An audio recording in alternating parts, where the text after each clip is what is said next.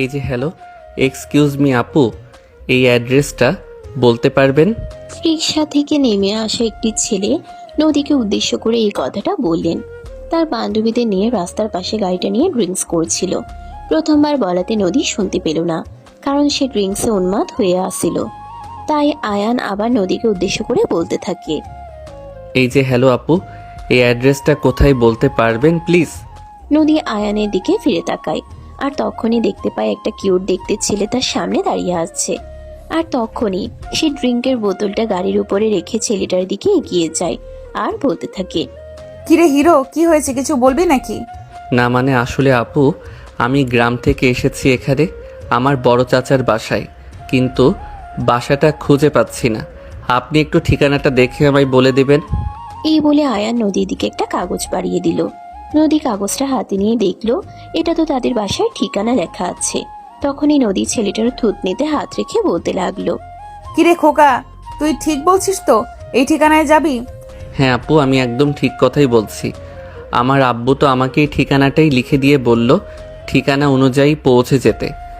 নদী ছেলেটাকে ঠিক মতো চিনতে পারলো না, কিন্তু বাসার ঠিকানাটা তাদের বাসায় দেওয়া, তাই তার মনে একটু দুষ্টু বুদ্ধি এঁটে গেল। তখনই সে ছেলেটাকে বলতে লাগলো। তুই তো ভুল করে অন্য রাস্তায় চলে এসেছিস। সেই ঠিকানা তো এই রাস্তায় নয়। তুই যেদিক দিয়ে এসেছিস সেই দিক দিয়ে ফিরে যে 5 কিলো আগেই তুই তোর ঠিকানা ফেলে এসেছিস। কি বলেন আপু, আমি তো আগে আরও 2-3 জনকে জিজ্ঞাসা করেছিলাম, তারা তো বলছিল এদিকেই, কিন্তু আপনি বলতেছেন আমি পিছনে ফেলে এসেছি। আরে কানা, তোর কি মনে হচ্ছে আমি তোকে মিথ্যা কথা বলছি? আমি তোকে মিথ্যা কথা কেন বলবো, তুই নিজে সেটা বল। তোর সঙ্গে কি আমার পার্সোনাল কোনো শত্রুতা আছে নাকি? না আপু, সেরকমটা হতে যাবে কেন? আপনাকে দেখে তো ভালো মেয়ে বলেই মনে হচ্ছে। আপনার সঙ্গে আমার কেন শত্রুতা থাকতে যাবে? তাহলে লক্ষ্মী ছেলের মতো আমার কথা শুনতো। কি যেটা বলেছি তুই সেটাই কর। তো ঠিকানাতে 5 কিলোমিটার আগে ফেলে এসেছিস। যারা তোকে এইদিকে আসতে বলেছে তারা তোকে ভুল কথা বলেছে। আচ্ছা আপু, ঠিক আছে। আমাকে সঠিক তথ্য দেওয়ার জন্য আপনাকে অসংখ্য ধন্যবাদ। এই কথা বলে আর নদীর হাত থেকে কাগজটা নিয়ে পিছন দিকে ফিরে যেতে লাগলো। তখনই নদীর বান্ধবী নদীকে বলতে লাগলো। আরে দোস্ত, এটা তুই কি করলি? এটাতে তো তোদের বাসার ঠিকানা লেখা ছিল, কিন্তু তুই ছেলেটাকে ওদিকে ফিরে যেতে বললি কেন?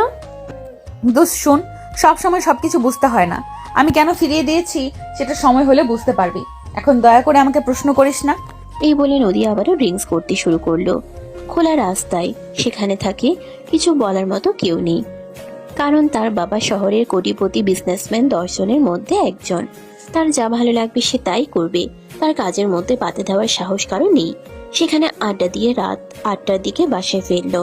ড্রয়িং রুমে এসেই দেখতে পেল আয়ান তাদের বাড়ির ড্রয়িং রুমে বসে আছে। নদী ভীষণ অবাক হয়, কারণ সে তো আয়ানকে ভুল ঠিকানা বলে দিয়েছিল। তাহলে এখানে এসে পৌঁছালো কিভাবে? কিন্তু এসব নিয়ে চিন্তা করার মতো সময় তার নেই। এখন রুমে যাবে, ফ্রেশ হবে। তার বাবা বাসায় ফিরে আসার আগেই তাকে সবকিছু ঠিক করে নিতে হবে। তার বাবা যদি বাসায় এসে দেখে সে ড্রিঙ্ক করে বাসায় এসেছে, তাহলে তার বাবা তাকে প্রচন্ড বকাবকি করবে। এমনকি তার বাবা তার হাত খরচের টাকাটা পর্যন্ত দেয়া বন্ধ করে দিতে পারে। নদী আর কাউকে ভয় না পেলেও সে তার বাবাকে কিন্তু প্রচন্ড ভয় পায়। তার বাবা ধমক দিয়ে একটা কথা বললে নদীকে আর এই এলাকায় পাওয়া যায় না। তাই নদী তাড়াহুড়ো করে নিজের রুমে চলে গেল। ফ্রেশ হয়ে ড্রয়িং রুমে আসে, আর আয়ানকে তখন সেখানে বসে থাকতে দেখে বলতে থাকে। এই হাবলা, তোকে ভুল ঠিকানা বলে দিলাম, তারপরেও তুই এই পর্যন্ত চলে এসেছিস কিভাবে? তখনই কিচেন থেকে নদীর আম্মুর গলা ভেসে আসে। তিনি নদীকে উদ্দেশ্য করে বলতে থাকেন। ও আচ্ছা, তাহলে আমি বুঝতে পেরেছি এসব ফাজলামির গোড়া হলি তুই। তা না হলে আমিও ভেবে পাই না এরকম একটা ছেলেকে কে এতটা জার্নি করাতে পারলো। তুই এমন কেন রে? তোর কি জীবনেও মানুষ হবার কোনো ইচ্ছে নেই, নাকি ছেলেটাকে বোকা পেয়েছিস বলে তুই আবার এতটা রাস্তা ঘুরিয়ে আনলি? তো আমি কি করব বলো? বাসার সামনে এসে আমাকে জিজ্ঞেস করছিল ঠিকানা কোথায়, তাই তো আমি বলেছিলাম বাই দ্য ওয়ে আমার ক্ষুধা পেয়েছে, আমাকে খাবার দাও। এই বলে খাবারের টেবিলের দিকে এগিয়ে যায় নদী। আর তখনই আয়ান পিছন থেকে বলতে থাকে। আপু, আমাকে কিন্তু বেশি দূর যেতে হয়নি, আমি মাত্র 4 কিলোমিটার গিয়েছিলাম। তারপরে একজন বলে আমি যেখান থেকে ফিরে এসেছি তার একটু সামনেই ঠিকানা, তাই আবার চলে এসেছি। নদী হাসবে নাকি কান্না করবে সেটাই বুঝতে পারছে না। নদী 5 কিলোমিটার দূরত্বের একটা ঠিকানা দিয়েছিল, আর সেখান থেকে 4 কিলোমিটার ঘুরে এসে সে বেশি দূরত্বে যায়নি। ইচ্ছে করছে নিজের কপাল নিজেই ঠুকে মরে যায়। এমন অবস্থায় নদী খাবার টেবিলে বসে থাকে। তার আম্মু তাকে খাবার দেয় আর সে খাবার খেয়ে নিজের রুমে চলে যাচ্ছিল। তখনই পিছন থেকে তার আম্মু তাকে বলতে থাকে, নদী, আয়ানকে তুমি তোমার রুমে নিয়ে যাও। ছেলেটা সেই সন্ধ্যা থেকে এসেছে, একা একা বসে আছে, কথা বলার মতো কাউকে পাচ্ছি না। আমি আজ খুবই ব্যস্ত আছি। তো কি হয়েছে? আমি কেন ওকে আমার রুমে নিতে যাব? তুমি জানো না আমার রুমে আমি কাউকে অ্যালাউ করি না, তাহলে ওকে কেন নিয়ে যাব? আরে বাবা, তুমি তো খুব ভালো করে জানো আমাদের বাসার অন্য সব রুমগুলোতে রিপেয়ারিং করা হচ্ছে। এই মুহূর্তে 2টো রুম খালি আছে, একটা তোমার রুম, একটা আমাদের রুম। আমাদের রুমে তোমার বাবা আর আমি থাকি, সেই রুমে তো ওকে থাকতে দেওয়া যাবে না। তাই যতদিন না পর্যন্ত রুমগুলো রিপেয়ারিং করা শেষ হচ্ছে ততদিন পর্যন্ত সে তোমার রুমেই থাকবে। এই কথা শুনে নদীর মাথায় যেন আকাশ ভেঙে পড়ল। কারণ সে সারা রাত ধরে তার বয়ফ্রেন্ডের সাথে গল্পগুজব করে। একজন মানুষ যদি তার রুমে থাকে তাহলে তার খুবই ডিস্টার্ব হবে। তাই সেই প্রচন্ড বিরক্তি নিয়ে তার আম্মুকে বলতে লাগলো, আচ্ছা, না হয় মানলাম আমাদের বাসায় রিপেয়ারিং এর কাজ চলছে, কিন্তু তাই বলে এই মুহূর্তে কেন মেহমানকে বাসায় আনতে হবে? আমি তো সেটাই বুঝতে পারছি না। তখনই নদীর আম্মু ওদিকে বলতে থাকেন, দেখো, আমাদের বাসায় মেহমান নয়, ও এখন থেকে আমাদের বাসাতেই থাকবে। ও তোমার ছোট চাচার ছেলে। তোমার বাবার সঙ্গে কয়েকদিন আগেই ওর বাবার কথা হয়েছে। গ্রামের একটা কলেজ থেকে ইন্টার পাস করেছে, আর এখন এখানেই তোমার সঙ্গে তোমার ভার্সিটিতে পড়াশোনা করবে। মানে কি, গ্রাম থেকে আসা একটা হাবলা ছেলে আমাদের সঙ্গে আমাদের ভার্সিটিতে পড়াশোনা করবে? এটাও মেনে নেওয়া যায়? নদীর এমন কথায় খুবই বিরক্ত হন নদীর আম্মু, আর তিনি নদীকে একটা ধমক দিয়ে বলতে থাকেন, এইসব কি ধরনের কথা? আমি তো সেটাই বুঝতে পারছি না, তুমি ছেলেটাকে হ্যাবলা কেন বলছো? না হয় ওর জ্ঞান বুদ্ধি একটু কম আর যথেষ্ট শান্ত স্বভাবের, তাই বলে তুমি তাকে হ্যাবলা বলতে পারো না? ওরে বাবা রে বাবা, হাবলা বলতে চাইছি? তোর খুব গায়ে লেগে গেছে?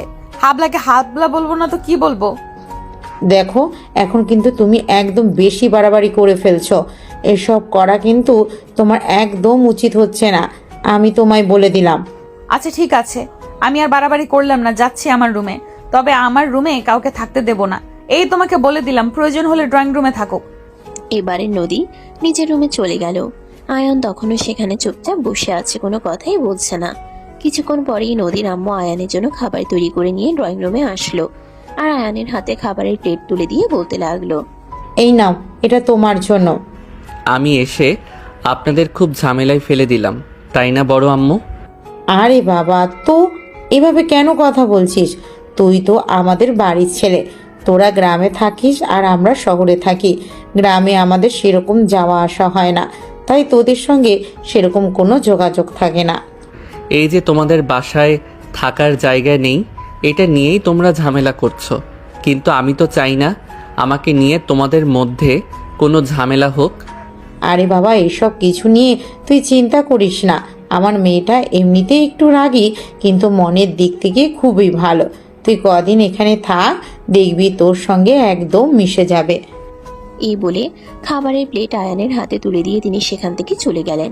আরো অনেক কাজ পড়ে আছে, সেগুলো করতে হবে, তাই সেখানে বসে খাবার খেতে লাগলো। এভাবেই চলে গেল আরো ঘন্টাখানেক সময়।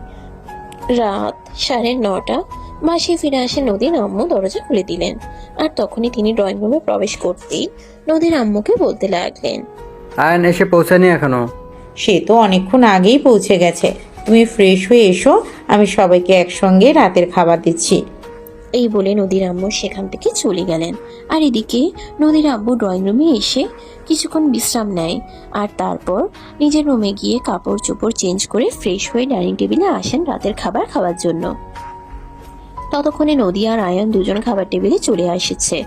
নদীর বাবা খাবার টেবিলে বসতে বসতে আয়ানকে দেখে তাকে উদ্দেশ্য করে বলতে লাগলেন, যাক, অবশেষে আমার বাবাটা চলে এসেছে। তা আসতে তোমার কোনো প্রবলেম হয়নি তো বাবা? না বড় আব্বু, সেরকম কোনো প্রবলেম হয়নি। আসলে তোমাদের বাসা খুঁজে পাচ্ছিলাম না। বাসা খুঁজে পেতে একটু দেরি হয়ে গেল, তাছাড়া অন্য কোনো সমস্যায় পড়তে হয়নি। আচ্ছা ঠিক আছে, এখন খাবার খেয়ে রুমে গিয়ে ঘুমিয়ে পড়ো।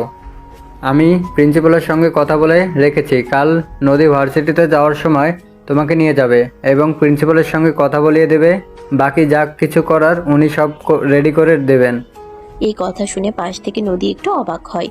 সে কেন আয়ানকে নিজের সঙ্গে নিয়ে যাবে? দেখতে একদম গাইয়া খ্যাত ভূতের মতো এই ছেলেটাকে সে কেন নিজের সঙ্গে নিয়ে নিজের মান ইজ্জত ধুলায় মিশাতে যাবে? তাই তো সে তার বাবাকে বলতে থাকে, আরে বাবা, তুমি এসব কি বলো? তোমার কি মাথা খারাপ হয়ে গেছে নাকি? এই গাইয়া খ্যাত মার্কা ছেলেটাকে কেন আমি আমার সঙ্গে নিতে যাব? আমার বন্ধু মহলে আমার মান সম্মান বলতে কিছু থাকবে? নদীর এমন কথায় ভীষণভাবে রেগে যান তার বাবা। আর তিনি তখন নদীকে ধমক দিয়ে বলতে থাকেন, তোমাকে ভার্সিটি থেকে পড়াশোনা শেখানো হয় নাকি বেয়াদবি, আমি তো সেটা বুঝতে পারি না। কেন বাবা, আমি আবার কি করলাম? যা সত্য তাই তো বললাম। আমরা শহরের ছেলে মেয়ে, শহরের পরিবেশে বড় হয়েছি, আর এখানকার পরিবেশ সেই অভ্যস্ত। ও তো আমাদের সঙ্গে মানাতে পারবে না। আমিও কিন্তু একটা সময় গ্রাম থেকে এখানে এসেছিলাম। আমি শুরুতেই সব কিছু পারতাম না, আস্তে আস্তে সব কিছুর সঙ্গে নিজেকে মানিয়ে নিয়েছি। আর আমার বিশ্বাস আয়ান কিছুদিন থাকলে সব কিছুর সঙ্গে নিজেকে মানিয়ে নিতে পারবে। হ্যাঁ, তোমার বাবা একদম ঠিক কথাই বলেছে। ছেলেটা থাকুক না কিছুদিন এখানে, তারপর দেখবে আস্তে আস্তে সব কিছু ঠিক হয়ে যাবে। বাবার ধমক খেয়ে নদীর তোতামুখ একদম ভোতা হয়ে গেল। সে আর কোনো কথাই বলল না। খাবার খেয়ে চুপচাপ নিজের রুমে চলে গেল আর বিছানায় শুয়ে শুয়ে মোবাইল টিপতে লাগলো। প্রায় আধা ঘন্টা পর নদীর আম্মু আয়ানকে নিয়ে নদীর রুমে আসলো আর তারপরেই বলতে লাগলো, নদী, আয়ানকে দিয়ে গেলাম তোমার সঙ্গেও ঘুমাবে। এখন আর ওর সঙ্গে দয়া করে খারাপ আচরণ করো না। তোমার বাবা কিন্তু এখন বাসায় আছে, প্রচুর রেগে যাবে বলে দিলাম। এই বলে আয়ানকে রুমে ঢুকিয়ে দিয়ে নদীর আম্মু সেখান থেকে চলে গেল।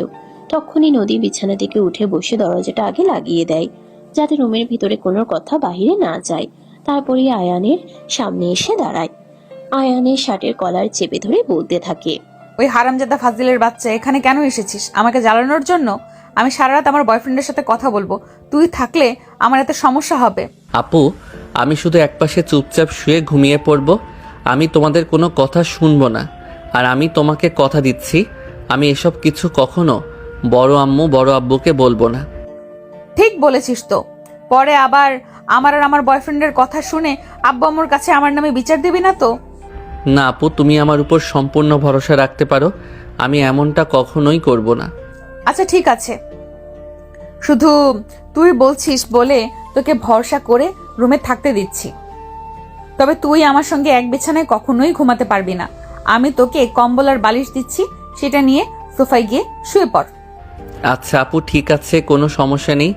তুমি আমাকে যেমনটা করতে বলবে আমি ঠিক তেমনটাই করব। এই তো গুড বয়। এই বলে নদী আলমারি থেকে একটা কম্বল আর বালিশ বের করে আয়ানের হাতে তুলে দিল। আয়ান তখন আর কোনো কথা না বলে সেটা নিয়ে সোফায় গিয়ে ঘুমিয়ে পড়ল। এদিকে নদী অর্ধেক রাত পর্যন্ত তার বয়ফ্রেন্ডের সঙ্গে কথা বলল আর তারপরেই বিছানায় শুয়ে ঘুমিয়ে পড়ে। পরের দিন সকালবেলা ঘুম থেকে উঠে নদীর বাবা আয়ানকে নিজের রুমে ডেকে নিলেন আর বলতে লাগলেন, বাবা শোনো, আমি তো তোমাকে বললাম আমি ভার্সিটি প্রিন্সিপালের সঙ্গে কথা বলে রেখেছি। এখন তুমি শুধু নদীর সঙ্গে যাবে, তারপরে উনি সমস্ত কিছু তোমাকে বুঝিয়ে দেবেন। আর টাকা পয়সা আমি সব ওনার অ্যাকাউন্টে পাঠিয়ে দিয়েছি। আচ্ছা বড় আব্বু, ঠিক আছে, কোনো সমস্যা নেই। আমি আপুর সঙ্গে চলে যেতে পারবো। অতঃপর নদীর পাপা রুম থেকে বের হয়ে নাস্তা করে অফিসের উদ্দেশ্যে বের হয়ে যান। কিছুক্ষণ পরেই নদীর ঘুম থেকে ওঠে আর তখনই তার আম্মু তাকে সবকিছু খুলে বলে। যদিও নদীর আয়ানকে নিয়ে যেতে অনেক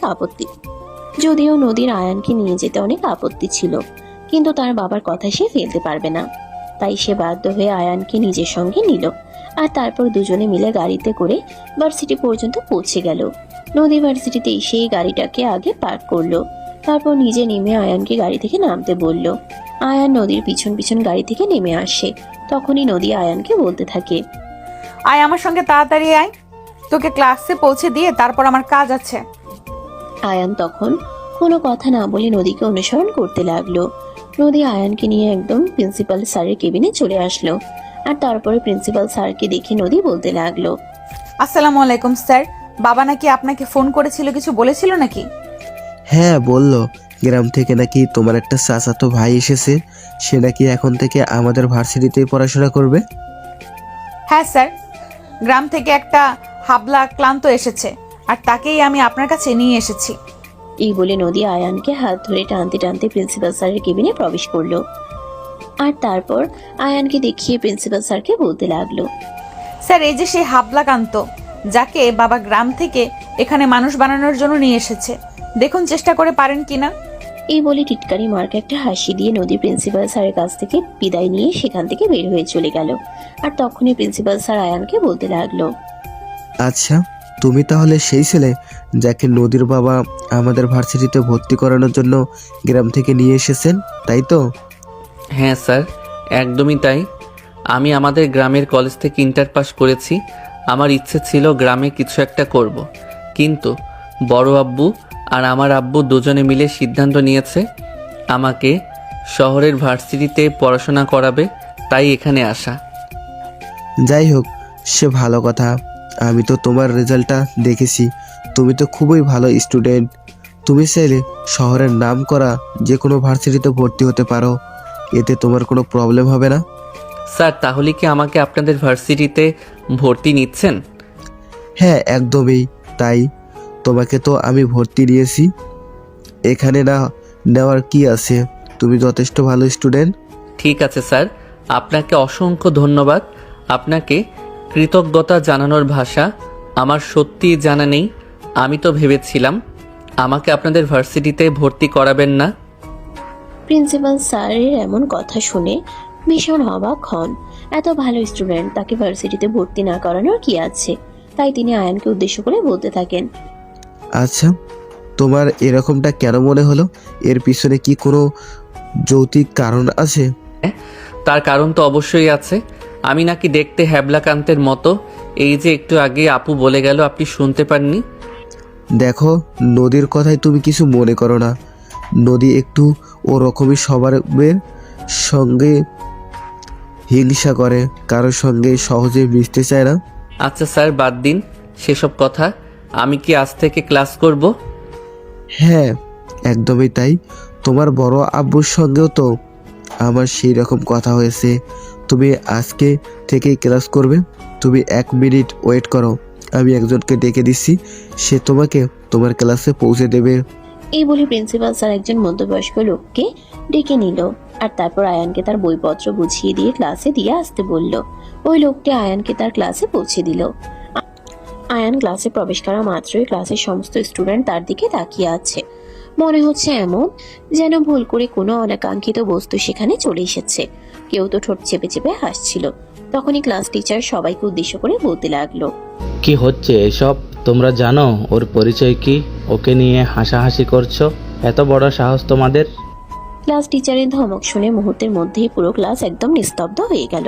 আয়ান বুঝতে পারলো না কিভাবে কি হচ্ছে। তারপরেও ক্লাস টিচার তাকে নিয়ে জায়গায় বসলো। আর তারপর বলতে লাগলো, দেখো ছেলে, ওদের কথায় কিছু মনে করো না। ওরা শহরে বড় হয়েছে তো, ওরা একটু ওভার স্মার্ট। তোমার কোনো প্রবলেম হলে তুমি আমাকে বলো, আমি তোমাকে সহযোগিতা করব। আপাতত কোনো কিছু লাগবে না স্যার। এই বলে ক্লাস টিচার আয়ানকে নিয়ে তার জায়গায় বসিয়ে দিয়ে ক্লাস করাতে শুরু করলো। ভার্সিটি ছুটি হলো বিকেল 3টায়। নদী ভার্সিটির গেটের সামনে দাঁড়িয়ে আয়ানের জন্য অপেক্ষা করছে। বেশ কিছুক্ষণ পর সেখানেই চলে আসে। আর তখনই নদী চিৎকার দিয়ে বলতে থাকে, ওই হারামজাদা, এতক্ষণে তোর আসার সময় হলো। আমি যদি তোকে ফেলে রেখে চলে যাই, তখন তো আবার বাসাতেও যেতে পারবি না। তখন তো আবার তোর জন্য আমাকে 1000টা কথা শুনতে হবে। সরি আপু, আসলে ক্লাসের কিছু ছেলেরা আমাকে নিয়ে মজা করছিল। তারা আমার গায়ে চিমটি কাটছিল। এই দেখো, একদম চিমটি দিয়ে রক্ত বের করে ফেলেছে। এই বলে আয়ান তার হাত দুটো নদীকে দেখায়। নদী আয়ানের হাত দুটো দেখে প্রচন্ড রকম রেগে গেল। এগুলো মানুষ নাকি অন্য কিছু? একটা ছেলে এরকম হ্যাবলাকান্ত হতেই পারে, কিন্তু তাই বলে তাকে নিয়ে এভাবে মজা নেওয়া, এগুলো কোন ধরনের মানসিকতার পরিচয় হতে পারে? এটাই ভেবে পায় না নদী। সে প্রচন্ড রকম রেগে গিয়ে আয়ানকে বলতে লাগলো, আরে অবলার বাচ্চা, হ্যাবলা মানুষ এতটা হ্যাবলা হতে পারে? এটা তোকে না দেখলে আমি বুঝতেই পারতাম না। কে তোকে এই অবস্থা করেছে? আমাকে নিয়ে চলো ওখানে। না আপু, তোমাকে ওখানে যেতে হবে না। ওরা বড্ড ফাজিল। তারপর হয়তো ওরা তোমাকেও মারবে। আয়ানের এমন কথা শুনে নদী আরো বেশি রেগে গেল। আর তাকে জোরে ধমক দিয়ে বলতে লাগলো, ওরে হারামজাদা, আমাকে গিলে খেয়ে ফেলবে আর কে গিলে খেয়ে ফেলবে এইসব কিছু নিয়ে তোকে চিন্তা করতে হবে না। তোকে যেটা বলেছি তুই সেটাই কর। এই ভার্সিটিতে এখনো এমন কোনো ছেলে মানুষ পয়দা হয়নি যে আমার সামনে দাঁড়িয়ে গলা উঁচিয়ে কথা বলতে পারবে, বুঝতে পেরেছিস? চিৎকার দিয়ে এই কথাটা বলায় আয়ান একটু ভয় পেয়ে যায় আর থমকে দাঁড়ায়। তখনই নদী আবার আয়ানকে বলতে থাকে, তুই কি যাবে এখন আমাকে নিয়ে ওখানে যেখানে ওই ছেলেগুলো তোর এই অবস্থা করেছে, নাকি এখন আমি তোকে আরো 4টা দিব? আপু তুমি আমাকে মারবা মারো, কিন্তু ওদের কাছে যেও না, ওরা খুবই ফাজিল, আবার তোমাকে না কিছু করে বসে। আয়ানের এমন কথায় নদী আরো বেশি রেগে যায় আর ঠাস করে আয়ানের গালে একটা চর বসিয়ে দিয়ে বলতে থাকে, ওরে হারামজাদা, তোকে বললাম না আমার যা হওয়ার হবে, সে সব কিছু নিয়ে তোকে চিন্তা করতে হবে না। তুই আমাকে ওখানে নিয়ে চল আগে, আমি ওদের শায়েস্তা করব, তারপরে শান্তি। এই বলে আয়ান সেখানে নদীকে নিয়ে যেতে না চাইলেও নদী আয়ানকে জোর করে সেখানে নিয়ে গেল। আর তারপরেই নদী দেখতে পেল সেকেন্ড ইয়ারের কিছু ছেলে পেলে সেখানে দাঁড়িয়ে আছে। নদীকে দেখা মাত্রই তারা নদীকে সালাম দিল আর বলতে লাগলো, ওয়ালাইকুম আসসালাম স্যার, একটু আগে ছেলেটা এখান দিয়ে যাচ্ছিল, ওর সঙ্গে তোরা কি করেছিস?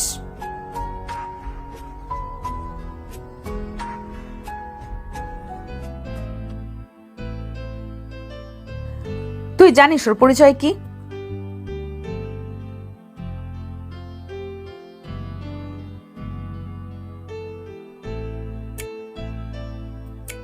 তাহলে সঙ্গে র্যাগিং করার সাহস পেলি কোথা থেকে?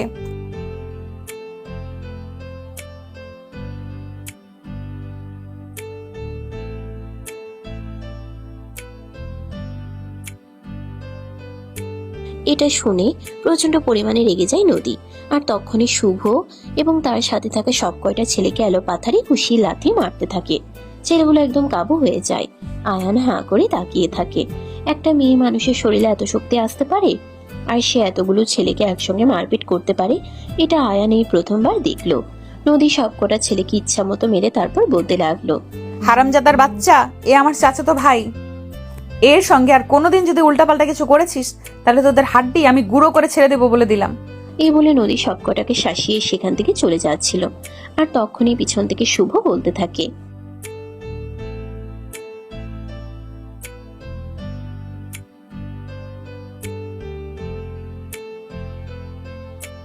আচ্ছা ঠিক আছে, সেই জন্যই তোদেরকে এবারের মতো ক্ষমা করে দিলাম।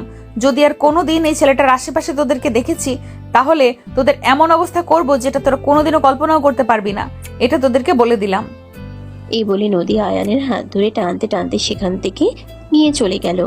গাড়িতে উঠে বসলো। নদী গাড়ি ড্রাইভ করছে। আয়ান তার পাশে সিটে বসে আছে, কোনো কথা বলছে না। ভয় তার গলা একদম শুকিয়ে গেছে। তখনই নদী আয়ানকে উদ্দেশ্য করে বলতে লাগলো, কিরে তুই এইভাবে একদম চুপ করে আছিস কেন? না মানে আসলে আপু তুমি এই ছেলেগুলোকে কিভাবে মারলে?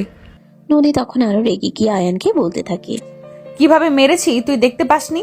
এখন তোকে আর কয়টা দিয়ে বুঝিয়ে দেবো নাকি কিভাবে মেরেছিলাম? না আপু আমাকে আর মেরো না, ওদেরকে যা আমার মেরেছো আমার শিক্ষা হয়ে গেছে। তাহলে চুপচাপ গাড়িতে বসে থাক। সামনে একটা কফি শপ আছে, আমি কফি খাবো। তুই কফি খাস? না আপু আমি তো কফি খাই না, আমি রং চা খাই। নদী কোনো কথা বলল না, চুপচাপ কফি শপের সামনে গিয়ে গাড়িটা দাঁড় করালো। আর তারপর আয়ানকে গাড়ি থেকে নামতে বলল। কোনো কথা না বলেই গাড়ি থেকে নেমে আসে, কারণ সে বুঝতে পারে এখন নদীর সঙ্গে কথা বললে যদি নদী রেগে যায় তাহলে হিতে আরো বিপরীত হতে পারে। আয়ান আর নদী দুজনেই কফি শপের ভিতরে গিয়ে বসলো। আর তখনই নদী দুজনের জন্য 2টো কফি অর্ডার করে। কিছুক্ষণের মধ্যে ওয়েটার তাদের কফি দিয়ে গেল। নদী একটা হাতে নিয়েছে আর অপরটা টেবিলের উপরেই রয়ে গেছে। আয়ান চুপচাপ বসে আছে, কোনো কথা বলছে না। তখনই নদী আবারও আয়ানকে ধমক দিয়ে বলতে থাকে, ওই হারামজাদা, কফি ঠান্ডা হয়ে গেছে, দেখতে পাচ্ছিস না নাকি? খাবি কবে?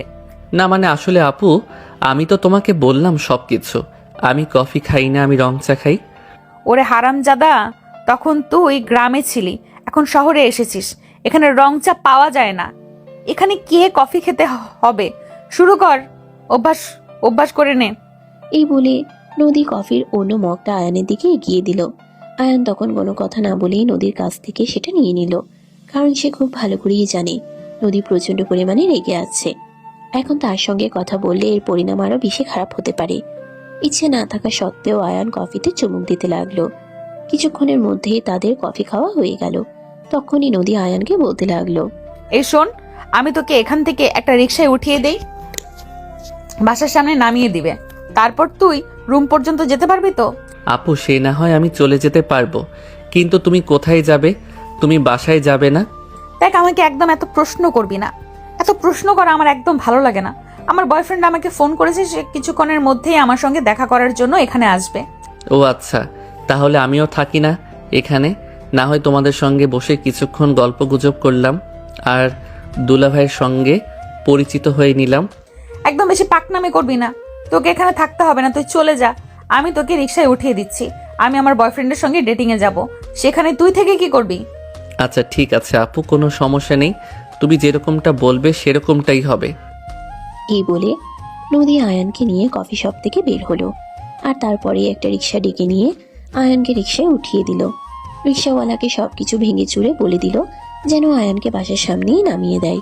তারপর রিক্সাওয়ালা আয়ানকে নিয়ে চলে গেল, আর নদী কফি শপের ভিতরে গিয়ে বসে অপেক্ষা করতে লাগলো তার বয়ফ্রেন্ডের জন্য। বেশ কিছুক্ষণ পর নদীর বয়ফ্রেন্ড সেখানে এসে পৌঁছালো। নদীকে দেখা মাত্র এসে এগিয়ে এসে হাত করে বলতে লাগলো, হ্যালো বেবি, কেমন আছো? এই তো বেবি, আছি আলহামদুলিল্লাহ ভালোই। তোমার কি অবস্থা? আর আসতে তো দেরি হলো কেন? আরে বেবি, তুমি তো জানোই আমি কদিন ধরে অফিসের কাজে খুবই ব্যস্ত আছি, তাই বাইরে বের হওয়ার হচ্ছে না। কিন্তু তোমাকে দেখার জন্য মনটা বিকেল হয়েছিল, তাই তো কাজ ফেলে তোমাকে দেখতে চলে আসলাম। সত্যি কদিন ধরে তুমি আমার জন্য অনেক বেশি পরিশ্রম করছো, তাই না? কিন্তু দেখো, আমাকে পাওয়ার জন্য তোমাকে এইটুকু করতেই হবে। তুমি যদি প্রতিষ্ঠিত হতে না পারো, তাহলে বাবার সামনে তোমাকে পরিচয় করিয়ে দিব কিভাবে বলো? হ্যাঁ ডিয়ার, সেটা তো আমি খুব ভালো করে জানি, আর সেই জন্যই তো আমি এত পরিশ্রম করছি। তা না হলে কি আমি এত পরিশ্রম করতাম নাকি? আমি তোমায় ভীষণ ভালোবাসি, সারা পৃথিবীর বিনিময়েও আমি তোমাকে হারাতে চাই না। আচ্ছা, এখন কি এখানে দাঁড়িয়ে থেকে কথা বলবে নাকি গিয়ে বসবে? এখানে না বেবি, আমি দুপুরের খাবার খাইনি, চলো কোনো 5 স্টার রেস্টুরেন্টে যাই। আচ্ছা ঠিক আছে, কোনো সমস্যা নেই, তুমি যেমন বলবে তেমনই হবে। এই বলে নদী আর রুদ্র দুজনে কফি শপ থেকে বের হয়ে গাড়িতে গিয়ে বসলো। আর তারপরেই নদী গাড়ি চালিয়ে শহরের অন্যতম একটা 5 স্টার রেস্টুরেন্টের সামনে এনে গাড়ি দাঁড় করালো। দুজনে হাত ধরাধরি করে রেস্টুরেন্টের ভিতরে প্রবেশ করলো, আর তারপরে দুজনের জন্য খাবার অর্ডার করলো। খাওয়া দাওয়া প্রায় শেষের দিকে তখনই রুদ্র হঠাৎ করেই নদীকে বলতে লাগলো, বেবি, তোমাকে একটা কথা বলার জন্য এখানে ডেকেছি, কিন্তু কিভাবে বলবো সেটাই ভেবে পাচ্ছি না। আরে বাবা, এত ভয় পাওয়ার কি আছে? কি বলবে বলে ফেলো না, আমি তো তোমারই, আমি তোমার কথায় কিছুই মনে করব না। না মানে বেবি, আসলে আমার একটা জিনিস লাগতো, কিন্তু তোমার কাছে কিভাবে চাইবো সেটাই তো ভেবে পাচ্ছি না, নিজেকে খুব ছোট মনে হচ্ছে। আরে ডিয়ার, বললাম তো এত লজ্জা পাওয়ার কিছুই নেই। আমার যা কিছু আছে সব কিছু তো তোমারই হবে, তাহলে লজ্জা পাওয়ার কি আছে? বলে ফেলো দেখি। কিছুক্ষণ চুপ করে থাকে রুদ্র, আর তারপরে সে নদীকে বলতে থাকে, দেখো, তুমি তো খুব ভালো করেই জানো আমি একটা বিজনেস দাঁড় করানোর চেষ্টা করছি। আমার ফ্যামিলির আর্থিক অবস্থা অতটাও ভালো নয় যে তারা আমাকে কোনো বিগ অ্যামাউন্ট দিয়ে সহযোগিতা করবে। হ্যাঁ, সেটা তো আমি খুব ভালো করেই জানি। এখন মূল কথা কি সেটাই আমাকে খুলে বলো। আসলে আমি আমার বিজনেস তাড়াতাড়ি সফল হওয়ার জন্য একটা বিগ অ্যামাউন্ট বিনিয়োগ করতে চাইছিলাম। হ্যাঁ, সেটা তো খুবই ভালো কথা। তুমি যত তাড়াতাড়ি বিজনেসে সাকসেসফুল হতে পারবে, আমি তত তাড়াতাড়ি তোমাকে আমার বাবার সঙ্গে পরিচয় করে দিতে পারবো। তখনই আবারও চুপ হয়ে যায় রুদ্র। সে কিছু একটা চিন্তা করে, তারপর আবারও নদীর দিকে তাকিয়ে নদীর হাত দুটো ধরে বলতে থাকে, আসলে বেবি, সমস্যাটা এখানেই। তোমাকে তো বললাম সব কিছু, এখন এত বড় অ্যামাউন্ট আমি কোথায় পাবো বলো তো? এই বলে অনেকক্ষণ চুপ করে থাকে রুদ্র। নদী কিছুটা আন্দাজ করতে পারে আসলে রুদ্র কি মিন করতে চাইছে আর তাকে কি বোঝাতে চাইছে। তখনই নদী রুদ্রকে বলতে থাকে, আচ্ছা ঠিক আছে, কোনো সমস্যা নেই, এসব কিছু নিয়ে তোমাকে কোনো চিন্তা করতে হবে না, আমি দেখছি কি করা যায়। আনুমানিক কত টাকা লাগতে পারে তোমার? বেশি না বেবি, এই তো 10-15 লাখ হলেই হয়ে যেত। 20-25 লাখ? তাও আবার বেশি না বলছো? আচ্ছা ঠিক আছে, কোনো সমস্যা নেই, তোমার জন্য আমি সব করতে পারি, দেখি কি করা যায়। এই বলে দুজনে খাওয়া দাওয়া শেষ করে আরো বেশ কিছুক্ষণ গল্প গুজব করে, আর তারপরে নদী বাসায় চলে আসে। রাতে খাওয়া দাওয়া শেষ করে বিছানায় শুয়ে শুয়ে নদী ভাবতে লাগে, এতগুলো টাকা রুদ্রকে সে কোথা থেকে দেবে। তার বাবার কাছে চাইলে নিশ্চয়ই এতগুলো টাকা এমনি এমনি দেবে না। তার বাবা 1000টা কারণ জিজ্ঞাসা করবে, আর যখনই কিনা জানতে পারবে নদী তার বয়ফ্রেন্ডকে এই টাকাগুলো দিতে চাইছে, তখন তো মোটেই দেবে না এই টাকাগুলো। তাই নদী ভীষণ চিন্তায় পড়ে গেল। কিন্তু বয়ফ্রেন্ডকে সে কথা দিয়ে এসেছে, এখন কি করবে? অনেকক্ষণ চিন্তা ভাবনা করতেই নদীর মনে পড়ে গেল তার বেশ কিছু গোল্ড আর ডায়মন্ডের গহনা আছে, যেগুলো সেই ছোটবেলা থেকে তার মা বাবা আর ফ্যামিলির মানুষজন তাকে গিফট করে আসছে। নদী সবকিছুই নিজের কাছে জমা করে রেখেছে, কখনোই কোনো কিছু ব্যবহার বা খরচ কোনোটাই করেনি। নদী মনে মনে ভাবতে লাগলো, এই গহনাগুলো বিক্রি করে এই টাকাগুলো সে রুদ্রকে দেবে। আর বিয়ের সময় তো রুদ্র এবং তার ফ্যামিলি থেকে অনেক গহনা দেওয়া হবেই তাকে, তাহলে আর এত গহনা দিয়ে সে কি করবে? এমনিতেও নদীর গহনার প্রতি সেরকম কোনো আকর্ষণ নেই, সে সবসময় সাদামাটা থাকতেই বেশি পছন্দ করে। তাই সে মনে মনে সিদ্ধান্ত নিল তার মা বাবাকে না জানিয়ে এই গহনাগুলো বিক্রি করে দেবে, আর সেই সব টাকাগুলো রুদ্রর হাতে তুলে দিবে। কিন্তু সবকিছুই থাকবে গোপন। যেমন চিন্তা তেমনই কাজ। পরের দিন শুক্রবার ছিল। পরের দিন শুক্রবার ছিল। নদী সবগুলো গহনা নিজের আলমারি থেকে বের করে ব্যাগে ঢুকিয়ে নিল, আর তারপর সেগুলো নিয়ে জুয়েলার্সের দোকানে চলে গেল। সবগুলো গহনা বিক্রি করে নদী মোটামুটি প্রায় 24 লক্ষ টাকার মতো পেল, যেখানে রুদ্রর 20 থেকে 25 লাখ টাকাই প্রয়োজন ছিল। তখন এই মুহূর্তে ওখানে দাঁড়িয়ে থেকেই নদী রুদ্রকে ফোন দেয়। রুদ্র টাকার কথা শুনে কিছুক্ষণের মধ্যেই সেখানে পৌঁছে গেল। নদীর হাতে এতগুলো টাকা দেখে রুদ্রের চোখ ছলছল করছিল। সে নিজেকে আর সামনে রাখতে পারছিল না। নদীর হাত থেকে টাকাগুলো নিজের হাতে নিয়ে নিল আর বলতে লাগলো, thank you baby, thank you so much. তোমাকে কৃতজ্ঞতা জানানোর ভাষা আমার সত্যিই জানা নেই। তোমাকে একবার বলতেই তুমি আমার জন্য এতগুলো টাকার ব্যবস্থা করলে। আরে বাবা, এখানে এত করে ধন্যবাদ দেওয়ার কি আছে? আমার যা কিছু আছে সবকিছু তো তোমারই, আর তোমার যা কিছু হবে সবকিছু তো আমারই হবে, তাই না? হ্যাঁ বেবি, একদমই তাই। এই বলে ছলছল চোখে নদী থেকে টাকাগুলো নিয়ে নিল রুদ্র, আর তারপরেই নদী থেকে বিদায় নিয়ে সেখান থেকে চলে গেল। এরপর থেকেই তাদের সম্পর্কে ঝামেলা হতে শুরু করলো। নদী যখনই রুদ্রকে ফোন দিত, সে সবসময় নদীকে অজুহাত দেখাতো আর বলতো সে ব্যবসার কাজে ব্যস্ত আছে। নদীকে আগের মতো সময় দিত না, আগের মতো কেয়ার করতো না, আগের মতো ফোনও দিত না, খোঁজ খবরও নিত না। এই বিষয়গুলোতেই নদী ভীষণ আপসেট হয়ে পড়ে। যেখানে কিনা ভার্সিটির সমস্ত ছেলেরা তার পিছনে ঘুরে, আর সেখানে সে একজন নির্দিষ্ট মানুষকে ভালোবাসে, আর সেই মানুষটাই তাকে কোনো পাত্তাই দিচ্ছে না। এই ব্যাপারটা কোনোভাবেই মেনে নিতে পারছে না নদী। তাই তো সেই মনে মনে ঠিক করলো আজ রুদ্রর সঙ্গে দেখা করবে, সেটা যেখানেই হোক আর যেভাবেই হোক। রুদ্রের অফিসের ঠিকানা সে জানে না, তাই ভার্সিটি শেষ হওয়ার পর সে ভার্সিটি থেকে সোজা আয়ানকে বাসায় পাঠিয়ে দিয়ে সে রুদ্রের বাসায় চলে আসে। বাসায় এসে কলিং বেল চাপ দিতেই একজন মধ্যবয়স্ক মহিলা এসে দরজা খুলে দিল, আর তখনই নদী তাকে দেখে বলতে লাগলো, আসসালামু আলাইকুম। রুদ্র বাসায় আছে, আমি ওর সঙ্গে দেখা করতে এসেছি। ওকে একটু ডেকে দিবেন প্লিজ। সে তো নিজের রুমে ঘুমাচ্ছে। দাঁড়াও, তুমি ড্রয়িং রুমে এসে বসো, আমি তাকে ডেকে দিচ্ছি। এই বলে রৌদ্রের আম্মু ভিতরে গেল। নদী বাসার ভিতরে প্রবেশ করে ড্রয়িং রুমে বসলো। মধ্যবিত্ত ফ্যামিলির বাসায় যেরকম হয় আর কি সচরাচর। 5 মিনিট পর রুদ্র সেখানে এসে পৌঁছালো। নদীকে সে তার বাসায় দেখতে পেয়ে ভীষণ রকম অবাক হলো আর বলতে লাগলো, আর এসব তুমি কি শুরু করেছো? তুমি সরাসরি আমার বাসায় কেন চলে এসেছো? আর আমার বাসার ঠিকানা তুমি কোথায় পেলে? সেসব কথার উত্তর আমি তোমাকে পরে দিচ্ছি। তার আগে তুমি আমাকে এটা বলো, তুমি এই কয়দিন ধরে আমার সঙ্গে এরকম কেন করছো? আমাকে অ্যাভয়েড কেন করতে চাইছো? Try to understand. আমি তোমাকে কোনো অ্যাভয়েড করছি না, আমি ব্যবসার কাজে খুবই ব্যস্ত আছি। এখন বাইরে চলো, বাসায় কথা বলা যাবে না, সবাই সন্দেহ করবে। এমন কথায় নদীর মনে সন্দেহ জাগে। যেখানে সে এতগুলো টাকা দিয়ে তাকে ব্যবসা করার জন্য সাহায্য করছে, সেখানে তার ফ্যামিলিতে নদীকে দেখতে কি এমন প্রবলেম হতে পারে। তাই নদী রুদ্রকে বলতে থাকে, মানে তুমি আমাকে কি বোঝাতে চাইছো আর কি বলতে চাইছো? কদিন পরে আমরা দুজন বিয়ে করব, তাহলে এখন যদি আমি তোমার সঙ্গে দেখা করি বা কথা বলি, তাতে কারোর সন্দেহ করার কি আসে যায়? দেখো, এখন আমি আমার ফ্যামিলিকে তোমার ব্যাপারে কোনো কিছুই জানাইনি। তুমি আমার সঙ্গে বাইরে চলো, তারপর তোমাকে আমি সব কিছু খুলে বলছি। এ বলে নদী সেখান থেকে চলে আসতে না চাইলেও রুদ্র নদীকে জোর করে বাসা থেকে বের করে দিয়ে তার বাসার সামনেই একটা কফি শপে এসে বসে। আর তখনই নদী রুদ্রকে বলতে থাকে, দেখো, তোমার কর্মকাণ্ড ইদানিং আমার ভালো লাগছে না। তুমি কি শুরু করেছো সেটা বলবে আমাকে? দেখো, তুমি অযথাই আমাকে ভুল বোঝো না। আমি কোনো কিছুই শুরু করছি না। আমি শুধুমাত্র তোমার কাছ থেকে কয়েকটা মাস সময় চাইছি। আমাকে একটু ঠিকভাবে সেটেল হতে দাও, তারপর আমি সবাইকে সব কিছু জানিয়ে তোমাকে বাসায় নিয়ে আসবো। সেটা না হয় আমি মেনে নিলাম, কিন্তু তারপরেও আমার তোমার কাছে একটা কথা জানার আছে। তুমি কেন এইভাবে আমাকে অ্যাভয়েড করছো? আমার সঙ্গে ফোনে কথা বলতে চাইছো না, দেখা করতে চাইছো না, আমাকে সময় দিচ্ছ না, এসবের মানে কি? নদীর এরকম জেরার মুখে পড়ে প্রচন্ড পরিমাণে খেপে যায় রুদ্র, আর সে চিৎকার করে বলতে থাকে, তুমি আমাকে টাকা দিয়েছো বলে কি আমাকে কিনে নিয়েছো নাকি? তাছাড়া তুমি যে আমাকে টাকা দিয়েছো তার কি প্রমাণ আছে বলো তো? রুদ্রর এমন কথা আর এমন ব্যবহার দেখে মাথায় আকাশ ভেঙে পড়ে নদীর। সে কোনো কিছুই ভাবতে পারছে না, যেন তার পায়ের নিচ থেকে মাটি সরে যাচ্ছে এমন একটা অবস্থা। কিন্তু তবুও সে নিজেকে সামলে নিয়ে রুদ্রকে বলতে লাগলো, রুদ্র, তুমি ঠিক আছো তো? তুমি কেন এসব কথা বলছো? তোমার মাথা দেখছি সম্পূর্ণ খারাপ হয়ে গেছে।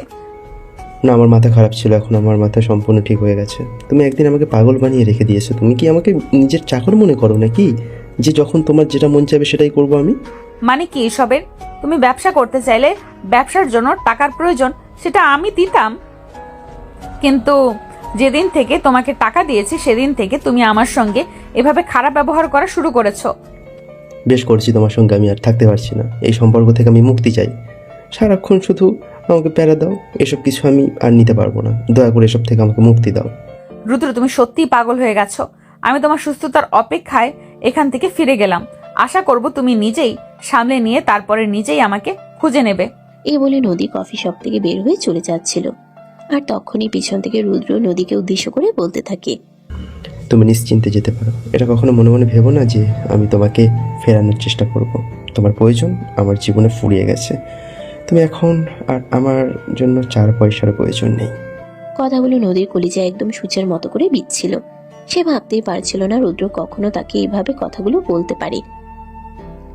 যে মানুষটাকে সে অন্ধের মতো বিশ্বাস করেছিল, পাগলের মতো ভালোবেসেছিল, নিজের সমস্ত কিছু তাকে উজাড় করে দিয়েছিল, সে কখনো এমন করবে এমনটা নদী কোনোদিন কল্পনাতেও ভাবেনি। আর আমাদের সঙ্গে তো সবসময় এটাই হয়ে থাকে, যেটা আমরা কখনো চিন্তাও করি না। নদী নিজেকে আর কন্ট্রোল করতে পারছিল না। সে ফিরে আসলো আর রুদ্রের গালে বেশ কয়েকটা থাপ্পড় দিয়ে বলতে লাগলো, এই বেইমানের বংশধর, তুই আমার সঙ্গে বেইমানি করবি, তাহলে এতদিন আমার সঙ্গে নাটক করলি কেন? আমার এতগুলো শখের গহনা বিক্রি করে টাকা নিলি কেন? আরে চুপ কর সালি, তুই আমাকে দিয়েছিস তাই নিয়েছি। আমি কি তোর থেকে জোর করে নিয়েছি নাকি? তাছাড়া আমি যে টাকা নিয়েছি তার কোনো প্রমাণ তোর কাছে নেই। তুই তো হাবলা, তাই তোকে বোকা বানিয়ে আমার প্রয়োজন মিটিয়ে নিয়েছি। এখন আর তোকে আমার কোনো প্রয়োজন নেই। নদী নিজেকে আর সামলাতে পারছিল না। ওই মুহূর্তে ওখানেই জ্ঞান হারায়। রুদ্র তাকে ওই অবস্থাতে রেখেই সেখান থেকে পালিয়ে যায়। কফি শপের ওয়েটার নদীকে হসপিটালে নিয়ে যায়, আর তারপর তার ট্রিটমেন্ট করিয়ে নদীর বাবার কাছে ফোন দিয়ে তারা এইসব কিছু জানিয়ে দেয়, কারণ তারা নদীকে চিনত এবং তার ফ্যামিলির সম্পর্কে সবকিছুই জানতো। প্রায় 3 ঘন্টা পর নদীর জ্ঞান ফিরে আসে। তার বাবা তার পাশে বসে আছে, তার মাথায় হাত বুলিয়ে দিচ্ছে। নদী চোখ খুলে তার বাবাকে দেখতে পেয়ে হাউমাউ করে কান্না শুরু করে দেয়, আর তার বাবাকে জড়িয়ে ধরে বলতে থাকে, বাবা প্লিজ আমাকে ক্ষমা করে দাও, আমি অনেক বড় ভুল করে ফেলেছি, আমাকে প্লিজ ক্ষমা করে দাও। আরে মা, কি হয়েছে? তুই এমন কেন করছিস? কি হয়েছিল তোর? অজ্ঞান হয়ে গেছিস কেন? বাবা, আমি তোমাদেরকে না জানিয়ে বিশাল বড় একটা ভুল করে ফেলেছি, যার কারণে আজ আমার এই অবস্থা। প্লিজ তোমরা সবাই আমাকে ক্ষমা করে দাও। দেখ মা, জানি না কি হয়েছে আর তুই কিসের কথা বলছিস, তবে আমি তোকে একটা কথা বলি, তুই যাই কিছু করিস না কেন, তুই আমার সন্তান। আমি জানি তুই কখনো ভুল কিছু করবি না, তোর উপর সম্পূর্ণ ভরসা আমার আছে। কিন্তু নদীর কান্না যেন থামছেই না। সে তখনই তার বাবাকে সবকিছু খুলে বলল। সমস্ত কথা শুনে তার বাবা একটা দীর্ঘশ্বাস ফেলল। তিনি কখনো ভাবতেও পারেননি তার মেয়ে এরকম বোকামি একটা কাজ করতে পারে, কিন্তু তারপরেও বাচ্চা মানুষ এরকম করে ফেলেছে। এখন তো আর তাকে কিছু করা যাবে না, তাই তিনি নদীকে বলতে লাগলেন, দেখ মা, যা হওয়ার তা হয়ে গেছে, সেই সব কিছু নিয়ে চিন্তা করে আর কোনো লাভ নেই। তুই সুস্থ হ। আমার টাকা পয়সার আলহামদুলিল্লাহ কোনো কমতি নেই, আল্লাহ আমাকে আরও দিবেন, চিন্তা করিস না। এই বলে তিনি নিজের মেয়েকে সান্ত্বনা দিতে থাকেন। এই মুহূর্তে সান্ত্বনা দেওয়া ছাড়া তো আর কিছুই করার নেই। যা হওয়ার তা হয়ে গেছে। নদী তার বয়ফ্রেন্ডকে টাকা দিয়েছে, তার কোনো প্রমাণও তার কাছে নেই যাতে তারা লিগ্যাল কোনো অ্যাকশন নিতে পারে। তাই নদীর বাবা এইসব বিষয় নিয়ে নদীকে আর কোনো চিন্তা ভাবনা করতে না করেন, কারণ এখন এই অসুস্থ শরীর নিয়ে চিন্তা ভাবনা করলে সেসব কিছু শরীরের জন্য ক্ষতিকর হবে। সেদিন রাতের বেলা নদীকে বাসে নিয়ে আসা হয়। নদী একা একা বিছানায় শুয়ে বাড়ির দিকে তাকিয়ে আছে, মনে মনে কিছু একটা চিন্তা করছে। আয়ান রুমে আসে পড়তে বসার জন্য। নদীকে এভাবে মন খারাপ করে বসে থাকতে দেখে আয়ান নদীকে বলতে থাকে। এই আপু কি হয়েছে তোমার? এভাবে মন খারাপ করে শুয়ে আছো কেন? বড় আব্বু বলল তো সব ঠিক হয়ে যাবে। বড় আব্বু তো বলল সব ঠিক হয়ে যাবে, তারপরও কেন টেনশন করছো তুমি? এই প্রথমবার নদী আয়ানের সঙ্গে একটু ভালোভাবে কথা বলে। সে আয়ানকে নিজের কাছে ডেকে নিল আর তারপর তার পাশে বসতে বলল। তারপরেই সে আয়ানকে বলতে লাগলো। দেখ, বিশ্বাস কর, আমি কখনো এমনটা ভাবিনি আমার সঙ্গে এমন হবে। একজন মানুষকে নিজের জীবনের চাইতেও বেশি ভালোবাসলাম, নিজের চাইতে অনেক বেশি বিশ্বাস করলাম, আর সেই মানুষটা আমাকে এভাবে ঠকালো। দেখো, যা হওয়ার তা হয়ে গেছে, সেসব কিছু নিয়ে চিন্তা করে লাভ নেই। এখন তুমি নিজে সুস্থ হয়ে ওঠো, দেখবে তোমার কাছে আরো ভালো কেউ আসবে। আমি কেন এরকমটা করতে গেলাম? আমি এতটা বোকা কিভাবে হয়ে গেলাম? এতগুলো গহনা বিক্রি করে 24 লাখ টাকা দিলাম। আরে আপু, বললাম তো এসব চিন্তা বাদ দাও। বড় আব্বু তো তোমাকে বলেছে গহনা বানিয়ে দেবে, তাহলে তুমি কেন এসব কিছু নিয়ে চিন্তা করছো? এসব নিয়ে চিন্তা করে নিজের শরীর আর খারাপ করো না। এখন ঘুমিয়ে পড়ো দেখি। এই বলে আয়ান নদীর পাশে বসে তার মাথায় হাত বুলিয়ে দিতে লাগলো। এভাবে নদী কখন যে ঘুমিয়ে গেল সেটা টের পেল না। নদী ঘুমিয়ে যাওয়ার পর আয়ান প্রতিদিনের মতো সোফায় গিয়ে ঘুমিয়ে পড়ল। মাঝরাতে হঠাৎ করে নদী ঘুম ভেঙে দেখতে পেল আয়ান তার পাশ থেকে উঠে গেছে। নদীর ভালো লাগছিল না, আয়ানের কাছে চলে গেল। আয়ান সোফায় ঘুমিয়েছিল, চিত হয়ে শুয়েছিল। নদী এক মুহূর্ত কোনো কিছু চিন্তা না করে তার বুকের উপরে শুয়ে পড়ল আর তাকে জড়িয়ে ধরে ঘুমিয়ে পড়ল।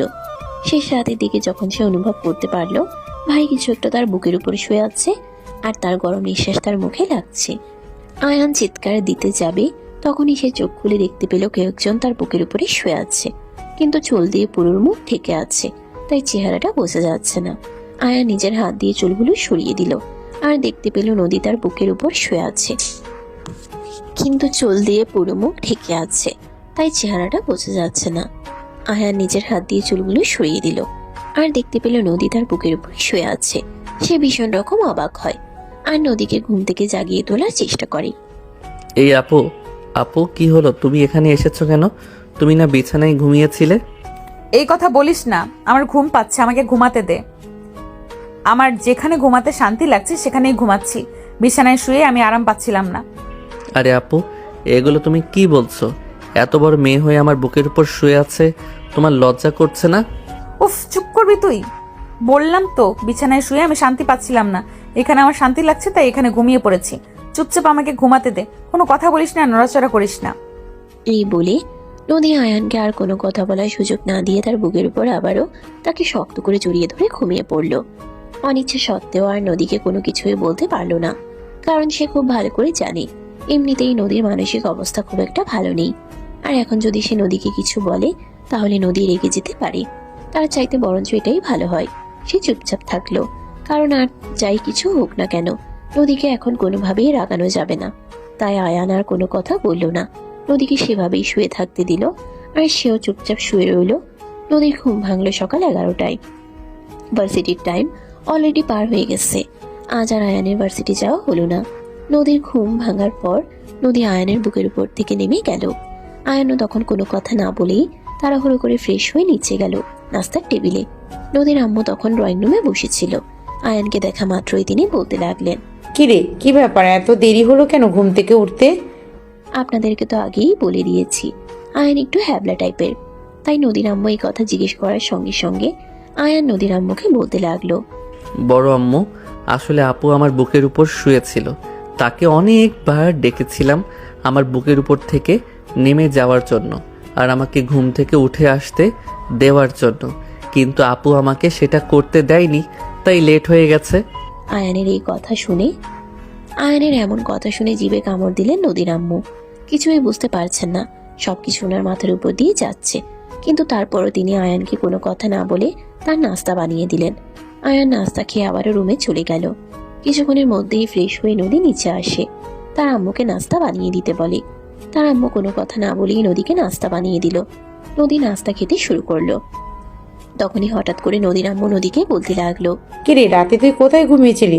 আয়ান সব কি বলছিল? যা শুনেছো তাই। বিছানায় শুয়ে আমি কোনোভাবেই শান্তিমতো ঘুমাতে পারছিলাম না, প্রচন্ড মাথা ধরেছিল, তাই আয়ানের বুকে শুয়ে ঘুমিয়ে পড়েছিলাম। মেয়ের কথায় ভীষণ রকম চমকে যান নদীর আম্মু। মেয়েকে কি বলবেন কিছুই বুঝতে পারছেন না, কিন্তু তারপরেও তিনি মেয়েকে বলতে লাগলেন, আরে তোর কি মাথা খারাপ হয়ে গেছে নাকি রে? পাগলের মতো কর্মকাণ্ড করে বেড়াচ্ছিস। আয়ান তো ছোট ভাই হয়, তুই কিভাবে তার বুকে মাথা রেখে ঘুমাতে পারিস? হ্যাঁ তো কি হয়েছে দেখো, একদম আমার সঙ্গে ফালতু কথা বলো না। আমার এসব কিছু একদম ভালো লাগছে না, আমাকে একটু দয়া করে আমার মতো থাকতে দাও তো। এই বলে নদী তার আম্মুকে আর কোনো কথা বলার সুযোগ না দিয়ে নাস্তা খেয়ে তারপর রুমে চলে গেল। বেশ কিছুক্ষণ রুমে বসে থেকে তারপরেই বাসা থেকে বের হয়ে যায় তার বান্ধবীদের সঙ্গে দেখা করতে। সারা বিকেল বান্ধবীদের সঙ্গে সময় কাটালো, যদিও এতে তার ফ্যামিলির মানুষের কোনো সমস্যা নেই। তারা সবসময় চায় নদী ভালো থাকুক। সারা বিকেল বান্ধবীদের সঙ্গে সময় কাটালো, যদিও এতে তার ফ্যামিলির মানুষের কোনো সমস্যা নেই। তারা সবসময় চায় নদী ভালো থাকুক, সেটা যেভাবেই হোক। সন্ধ্যার দিকে বাসায় ফিরে আসে, তখন রুমে বসে নিজের পড়া কমপ্লিট করছিল আয়ান। নদী তার পাশে একটা চেয়ার টেনে বসে আর বলতে থাকে, কিরে তোর পড়াশোনা কেমন চলছে? কোনো হেল্প লাগবে কি? না আপু, আমার সেরকম কোনো হেল্প লাগবে না। আমার তো টিউশন টিচার আছে, উনি আমাকে সব কিছু বুঝিয়ে দেন আর আমি ওনার কাছ থেকেই সব কিছু বুঝে নিতে পারি। আচ্ছা ঠিক আছে, কোনো সমস্যা নেই। যদি কখনো তোর পড়াশোনা নিয়ে সেরকম কোনো প্রবলেম হয় তাহলে আমায় বলিস, আমি তোকে সাহায্য করব। আচ্ছা আপু, ঠিক আছে, কোনো সমস্যা নেই। আমি ঝামেলায় পড়লে তোমাকে অবশ্যই জানাবো। এই বলে আয়ান পড়াশোনায় মনোযোগ দিল। নদী তার দিকে হা করে তাকিয়ে আছে, কোনো কথা বলছে না, একদম মনোযোগ দিয়ে দেখছে আয়ানকে। আয়ানের সেদিকে কোনো খেয়াল নেই, সে নিজের মতো করেই পড়াশোনা চালিয়ে যাচ্ছে। বেশ কিছুক্ষণ পর আয়ান হঠাৎ করে নদীর দিকে তাকায়, দেখতে পায় নদী অপলক দৃষ্টিতে তার দিকে তাকিয়ে আছে। আয়ান কিছুটা ইতস্তত বোধ করে আর নদীকে বলতে থাকে, কি ব্যাপার আপু, কি হয়েছে তোমার? তুমি এভাবে হা করে আমার দিকে তাকিয়ে আছো কেন? তোকে দেখছি সত্যি এতদিন তোর দিকে আমি ভালোভাবে তাকাইনি। তুই তো দেখতে মাশাআল্লাহ অনেক কিউট আছিস। আয়ান কিছুটা লজ্জা পেয়ে গেল। লজ্জা মিশ্রিত কণ্ঠে সে নদীকে বলতে লাগলো, আরে আপু, এসব তুমি কি বলছো? তোমার মাথা খারাপ হয়ে গেছে নাকি? আরে না, আমার মাথা কেন খারাপ হতে যাবে? আমার মাথা সম্পূর্ণই ঠিক আছে এবং যা বলছি আমি সুস্থ মস্তিষ্কেই বলছি। আপু তুমি এখন এখান থেকে যাও, আমি পড়তে বসেছি। আমার পড়া কমপ্লিট করতে দাও, তা না হলে আবার স্যারের হাতে মাইর খেতে হবে। আমি বললাম তো স্যারের হাতে তোকে কোনো মাইর খেতে হবে না, তারপরও আমি কমপ্লিট করে দিব, কোনো প্রবলেম নেই। বস না, একটু আমার সঙ্গে গল্প কর। নদী নেশার্ত চোখে তাকায় আয়ানের দিকে। আয়ান কোনো কথা বলে না, চুপচাপ বসে আছে। তখনই নদী চেয়ার থেকে উঠে এসে আয়ানের কাঁধে হাত রাখে আর বলতে থাকে, আচ্ছা আমি বুঝতে পারছি না তোর মাঝে কি এমন আছে, তোর দিকে আমার কেমন যেন একটা ফিলিংস কাজ করে। নদীর এমন কথায় আয়ান উঠে দাঁড়ায় আর একটু সরে যাওয়ার চেষ্টা করে, কিন্তু নদী তাকে সরে যেতে দেয় না, আরো কাছে টেনে নেয় আর বলতে থাকে, দেখ আমি সত্যি বলছি, এতদিন আমি তোর দিকে ভালোভাবে তাকাইনি, তাই হয়তো আমি কোনো কিছু বুঝতে পারিনি, কিন্তু আজ এই 2-3 দিন ধরে যখন থেকে তোর দিকে আমি তাকাচ্ছি, কেন জানি বারবার তোর প্রতি আমার অন্যরকম একটা ফিলিংস কাজ করছে। কেন বলতো? আমি কিছু জানি না, প্লিজ আপু তুমি আমাকে ছেড়ে দাও, এখান থেকে যেতে দাও। এই বলে আয়ান নিজেকে নদীর হাত থেকে ছাড়ানোর চেষ্টা করে, নিজেকে বাঁচিয়ে নেওয়ার চেষ্টা করে, কিন্তু আয়ান যতই নড়াচড়া করে নদী ততই তাকে আরো নিজের কাছে টেনে নেয়। এক পর্যায়ে নদী আয়ানকে নিজের এতটাই কাছে টেনে নেয় যে আয়ান নদীর হার্টবিট শুনতে পাচ্ছিল। আয়ান নদীকে তখন ধাক্কা দিয়ে নিজের থেকে সরিয়ে নেয় আর বলতে থাকে, আরে আপু তুমি পাগল হয়ে গেছো নাকি? তুমি এসব কি করছো? হ্যাঁ আমি পাগল হয়ে গেছি। তোর কোনো সমস্যা আছে নাকি? তোরা সবাই মিলে আমাকে পাগল বানিয়ে ছেড়ে দিয়েছিস। তোকে কে বলেছে এত কিউট হতে? তোর কিউটনেস আমাকে তোর দিকে বারবার আকর্ষণ করে, আমি কি করব বল? গেস্ট রুমে রিপেয়ারিং এর কাজ হয়ে গেছে। আমি হয়তো কালকের মধ্যে গেস্ট রুমে চলে যাব, তাহলে আর তোমার সামনে আমাকে তেমন একটা পড়তে হবে না। কিন্তু ভুলে যাস না, তারপরেও কিন্তু তোকে এই বাড়িতেই থাকতে হবে আর আমার সামনে বারবার তোকে আসতেই হবে। চাইলেও তুই নিজেকে আমার থেকে অতটাও গুটিয়ে রাখতে পারবি না যতটা তুই বলছিস। পারবো কিনা জানি না, তবে চেষ্টা তো করতে পারি। এই বলে আয়ান রুম থেকে বের হয়ে ছাদে চলে গেল। নদী বেশ কিছুক্ষণ রুমে বসে রইল, তার কোনো কিছুই ভালো লাগছিল না, তাই বাধ্য হয়ে সে নিজেও ছাদে চলে আসলো। আয়ান ছাদের এক পাশে দাঁড়িয়ে আকাশে চাঁদ দেখছিল। রাত তখন 10টা। নদী পিছন থেকে আয়ানকে জড়িয়ে ধরে। হঠাৎ করে এভাবে কারো জড়িয়ে ধরায় ভীষণ রকম চমকে যায় আয়ান। সে চিৎকার দিয়ে উঠছিল, তখনই নদী তার মুখ চেপে ধরে আর বলতে থাকে, ওই হারামজাদা, কোনটা মানুষের স্পর্শ আর কোনটা ভূত প্রেতের স্পর্শ সেটা বুঝতে পারিস না? আরে আপু তুমি এখানে? তোতলাতে তোতলাতে এটা বলে আয়ান। আর তখনই নদী আয়ানকে বলতে থাকে, আরে কাম অন ডিয়ার, তুই এভাবে তোতলাচ্ছিস কেন? তোর আবার কি এমন হলো? আরে আপু তুমি বাসার ভিতরে এমন করছিলে বলে আমি এখানে চলে এসেছি, আবার তুমি এখানে চলে এসেছো এসব ফাইজলামো করার জন্য। আচ্ছা, আমি তো তোর সঙ্গে ফাজলামো করছি, বাসায় তো তুই ছাড়া অন্য কেউ নেই আমি যার সঙ্গে ফাজলামি করতে পারি। আপু প্লিজ তুমি এখান থেকে চলে যাও, আমাকে একটু আমার মতো একা থাকতে দাও, আমি একটু একা থাকতে চাইছি প্লিজ। হাত জোর করে নদীর দিকে তাকিয়ে কাকতি সুরে বলে আয়ান। কিন্তু নদী সেসব কথা শোনার মতো মেয়ে নয়। সে যখন যেটা জেদ করে বসে তখন সেটা করেই ছাড়বে, এরকমই মানসিকতা তার। তাই সে আয়ানকে বলতে থাকে, দেখ, আমার সঙ্গে এত কাকুতি মিনতি করে লাভ নেই, কারণ আমি যখন যেটা করব বলে তখন সেটাই করে ছাড়ি, বুঝতে পেরেছিস? প্লিজ আপু তুমি আমার সঙ্গে এরকমটা করো না, আমাকে একটু আমার মতো একা থাকতে দাও, আমি একটু আমার মতো একা থাকতে চাই। তুমি সেটা কেন বুঝতে পারছো না? তুই একা থাকতে চাস আর আমি তোর আদর পেতে চাই। নদীর এমন কথায় আগাগোড়া বুঝতে পারে না আয়ান, কিন্তু তারপরেও সে নিজেকে সামলে নিয়ে সেখান থেকে চলে যাওয়ার চেষ্টা করে। ঠিক ওই মুহূর্তেই নদী পিছন থেকে আয়ানের হাত টেনে ধরে আর একটা হ্যাচকা টান দিয়ে আয়ানকে নিজের বুকের সঙ্গে মিশিয়ে নেয়।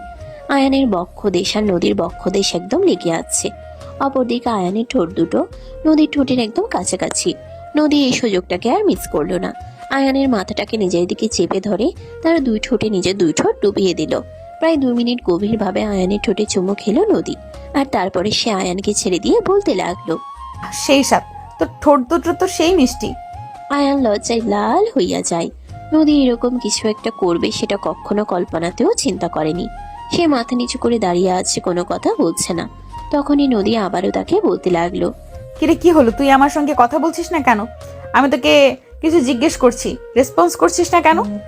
আপু তুমি এসব কি শুরু করেছো? কি শুরু করেছি মানে কি করছি তুই দেখতে পাচ্ছিস না? তুমি এভাবে আমার ঠোঁটে চুমু খেলে কেন? তোর এই মিষ্টি ঠোঁটের স্বাদ নিতে ইচ্ছে হয়েছিল, সেই জন্য দিলাম। সত্যি বলছি, তোর ঠোঁটগুলো কিন্তু সেই মিষ্টি। কোনো সিগারেট খাসটি তাই না? সিগারেট কেন খেতে যাব? সিগারেট গন্ধ লাগে, আমি এসব কিছু সহ্য করতে পারি না। একদম ঠিক কাজ করেছিস তুই। সিগারেটের গন্ধ আমার একদমই সহ্য হয় না। ঠোঁটগুলো যত্ন করে আমার জন্য রেখে দিয়েছিস তাই না? তার জন্য তোকে অসংখ্য ধন্যবাদ। আরে আপু তুমি কি সত্যি সত্যি পাগল হয়ে গেছো নাকি? আমি তো কিছুই বুঝতে পারছি না, কি সব পাগলের মতো কথাবার্তা বলছো। আমার ঠোঁট আমি তোমার জন্য কেন রাখতে যাব? সব ছেলেরা তো তাদের ভালোবাসা তার বউয়ের জন্য জমিয়ে রাখে, আর আমিও তো তোর বউ হব। তুই তো আমার জন্য এসব কিছু রাখতেই পারিস তাই না? আপু তুমি সত্যি পাগল হয়ে গেছো। তুমি আমার বোন হও, তুমি আমার বউ হতে যাবে কেন? এই বলে আয়ান নদীর হাত থেকে নিজেকে ছাড়িয়ে সেখান থেকে চলে গেল। তার এসব কিছু আর ভালো লাগছে না। কয়েকদিন ধরে নদী একটু বেশি পাগলামি করা শুরু করে দিয়েছে। আয়ান ড্রয়িং রুমে এসে বসে আছে, টিভি দেখতেছে। তখনই নদীর আম্মু আয়ানের পাশে এসে বসে, আর তারপরে আয়ান নদীর আম্মুকে বলতে থাকে, বড় আম্মু, গেস্ট রুমে রিপেয়ারিংয়ের কাজ তো হয়ে গেছে, আমি ভাবছি কাল থেকে গেস্ট রুমে চলে আসব। কেন রে বাবা, এত তাড়াহুড়া করার কি আছে? রুমটা সবে মাত্র রিপেয়ারিংয়ের কাজ শেষ করা হয়েছে, কিন্তু ফার্নিচার নিতে হবে। ওই রুমের জন্য পুরনো ফার্নিচারগুলো তো আর তোকে ব্যবহার করতে দিতে পারি না, তারপরেই তোকে ওই রুমে শিফট করে দেওয়া হবে। আমার এসবের কোনো প্রয়োজন হবে না, যা আছে তা দিয়ে আমি চালিয়ে নিতে পারবো। আমার জন্য একটা পয়সা খরচ করার কোনো প্রয়োজন নেই, এমনিতেই তোমরা আমার পিছনে অনেক টাকা খরচ করছো। তখনই সিঁড়ি দিয়ে নিচে নামে নদী, আর আয়ানের এসব কথা শুনতে শুনতে বলতে থাকে, তোর জন্য খরচ করব না তো কার জন্য খরচ করব? এবারের যা কিছু আছে সবকিছু তো শুধু তোরই থাকবে।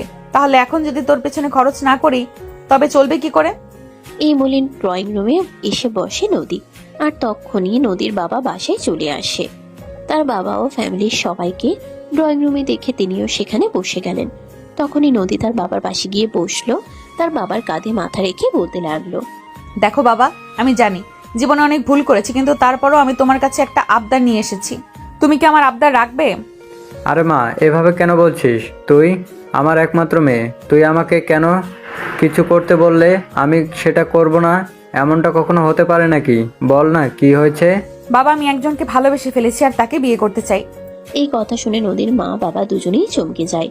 কারণ এই তো কদিন আগে একটা ছেলের সঙ্গে নদীর সম্পর্ক ছিল, আর তারপর যা হলো তা তো আপনারা ভিডিওতে দেখেছেন। এখন আবার নদী এই কয়েকদিনের মধ্যেই বলছে সে অন্য একজনকে ভালোবেসে ফেলেছে। এটা কি আদৌ সম্ভব হতে পারে? তাই তো নদীর বাবা নদীকে বলতে থাকে। মা তুই কি বলছিস? আমি বুঝতে পারছি না, একটু খুলে বলবি কি? তখনই নদী তার বাবাকে আয়ানের কথা বলতে থাকে যে সে আয়ানকে ভালোবেসে ফেলেছে। এই কথা শুনে তো নদীর বাবা মা দুজনেই ভীষণ রকম চমকে যায় আর অবাকও হয়। বেশ কিছুক্ষণ চুপ করে থাকেন নদীর বাবা, আর তারপরে নদীর বাবা নদীকে বলতে থাকে। মা তুই যা বলছিস ভেবে বলছিস তো? হ্যাঁ বাবা, একদম আমি যা বলছি সম্পূর্ণ চিন্তা ভাবনা করে তবেই বলছি তোমাকে।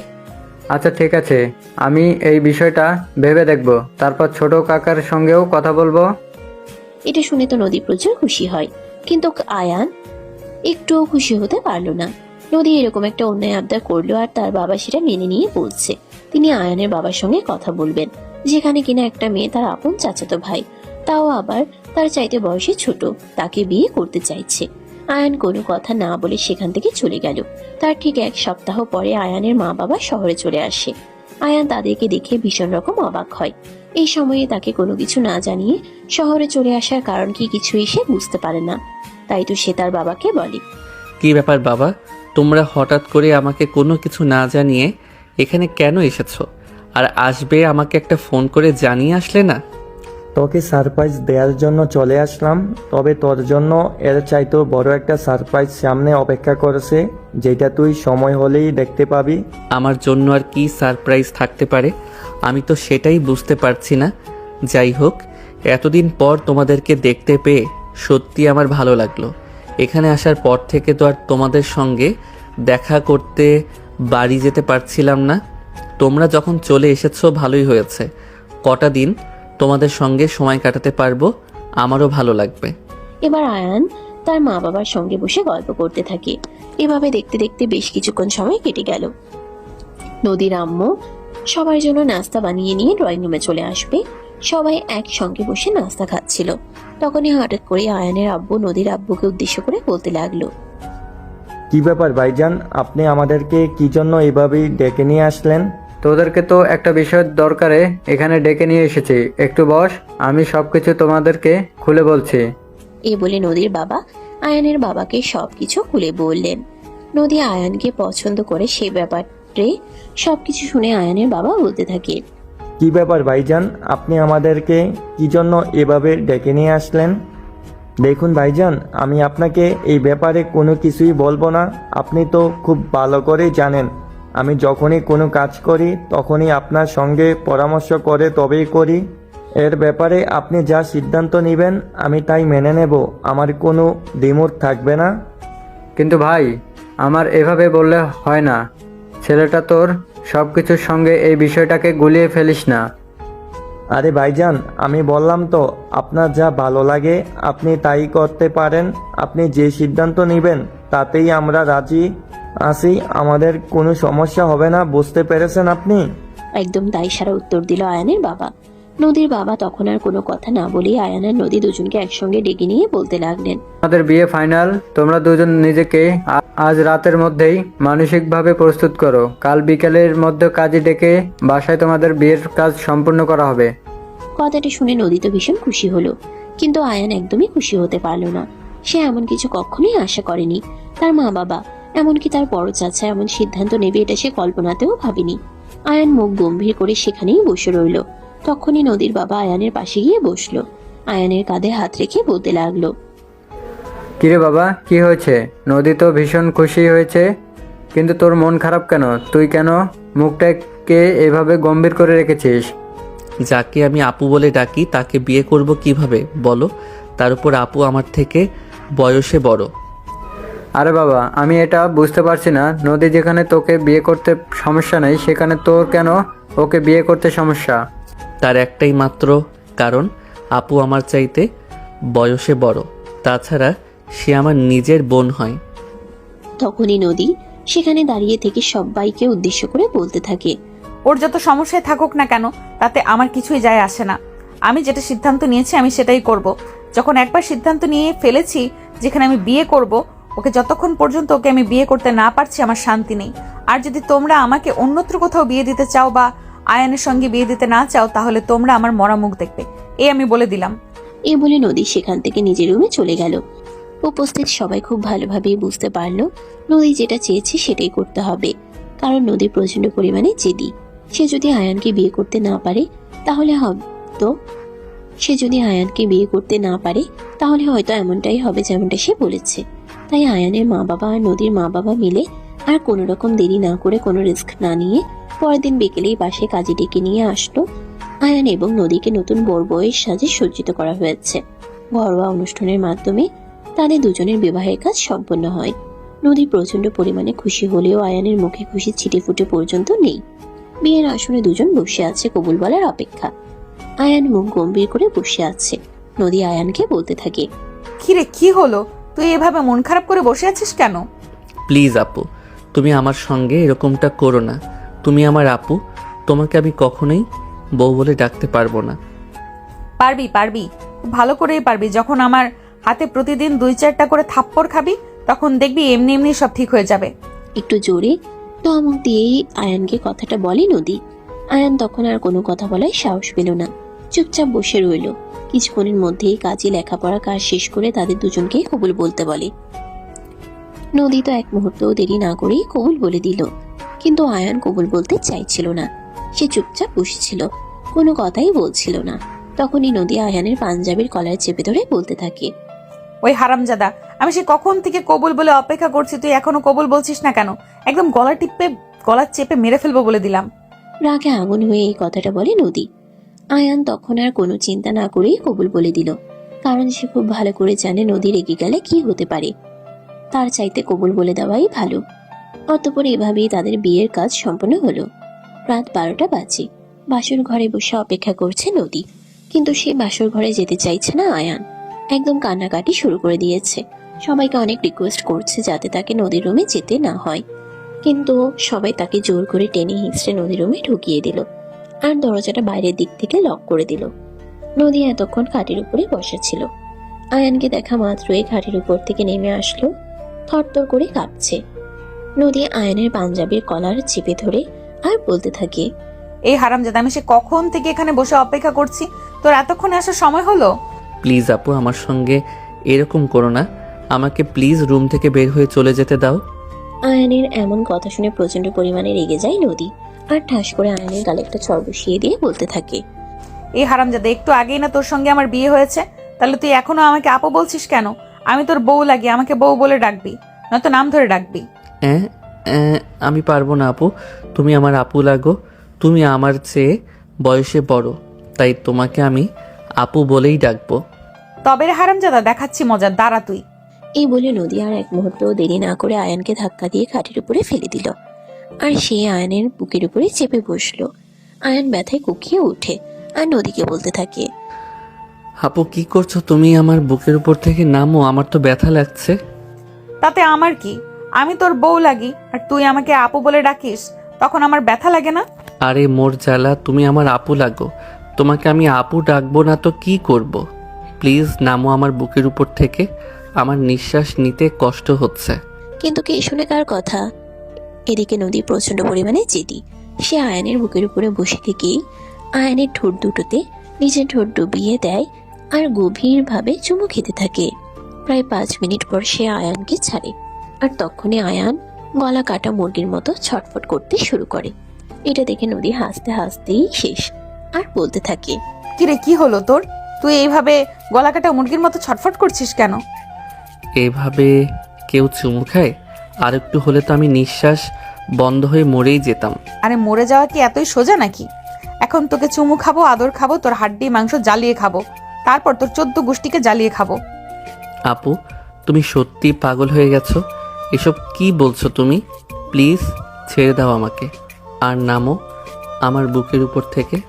কিন্তু নদী কি আর কথা শোনার মতো মেয়ে নাকি? সে তাৎক্ষণিক আবারও আয়ানের ঠোঁটে নিজের ঠোঁট ডুবিয়ে দিল আর রুমের লাইট অফ করে দিল আর আয়ানকে নিজের ভালোবাসায় ভরিয়ে দিতে লাগলো। আরে ভিউয়ার্স, আপনারা এখন এখানে কি করছেন? লোকের বাসর দেখতে হয় না, তারা লাইট অফ করে দিয়েছে আর ভালোবাসার আদান প্রদান করছে। আপনাদের দেখছি বিন্দু মাত্র লজ্জা শরম নেই। চলুন চলুন, এবার এখান থেকেই বিদায় নিই। এভাবেই শুরু হলো তাদের দুষ্টু মিষ্টি একটা ভালোবাসার গল্প।